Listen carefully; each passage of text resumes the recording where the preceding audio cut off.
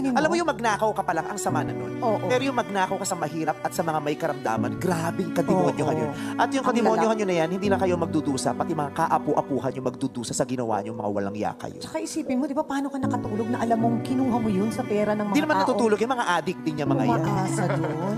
Ang sama, galit talaga ako sa kanila. Oo, kaya alam mo, Ang ako sama. kahapon, kausap nga namin ni Carlo yung kasama namin sa bahay. Tapos pinapaliwanag na namin, parang nakakalungkot na ihuhulog mo yung, syempre ikaw ang maghuhulog para sa kanila sa PhilHealth nila, di ba? Tapos yung iba pa, parang isipin mo, iniipon natin to ng ilang buwan, ilang taon, tapos malalaman mo ganun, may kumuha, di ba? So parang nag-iusap kami, ano kaya ipunin na lang natin sa bangko?